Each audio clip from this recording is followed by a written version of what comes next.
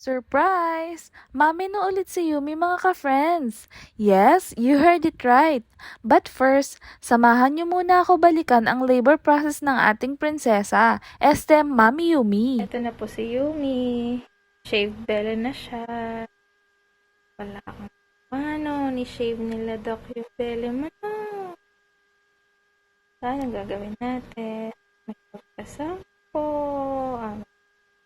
Check po kung may baby. Ano na? Good girl. Ultrasound time, syempre with gel. So confirm na mga ka-friends, buntis siya, 4 kittens on the way.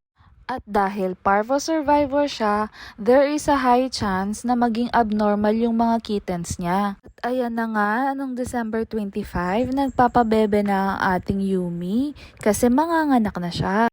And one by one, makikita nyo ang paglabas ng mga kittens.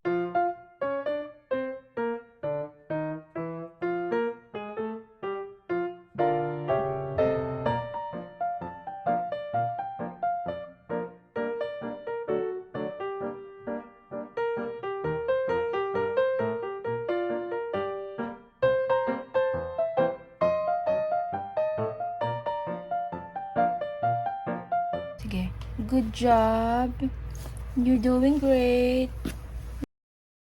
It's also best to have warm light during labor as it's a good source of heat. We've learned a lot about things to avoid kaya heto si ate kahit pagod at puyat, mega support ang peg.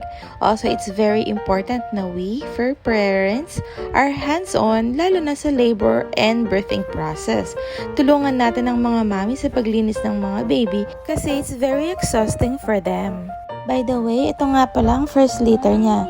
Ang cute, diba?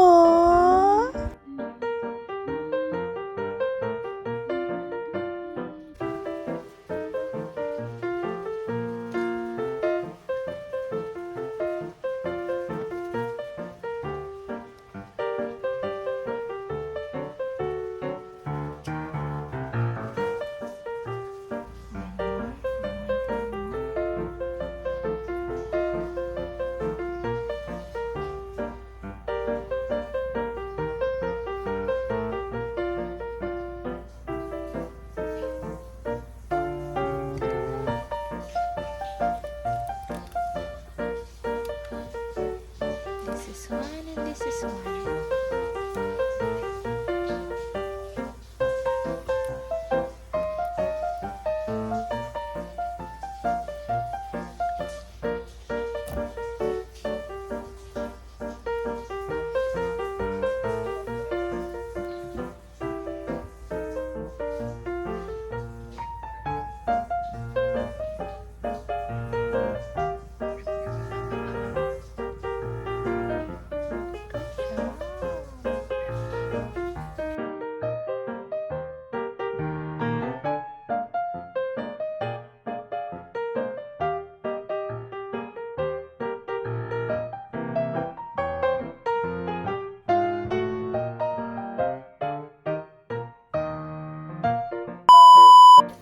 And fast forward, eto na sila.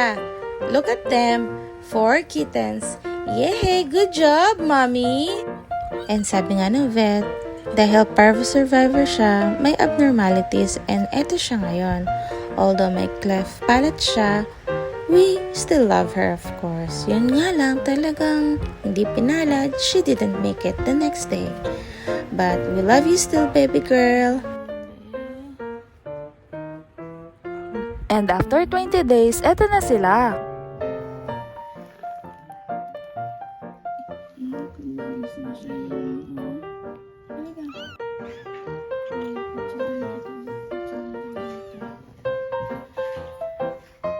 Kung bago pa lang kayo sa aking channel, don't forget to watch, like and subscribe, and hit the notification bell to stay updated. Salamat sa panonood. Elahdventure. Bye-bye!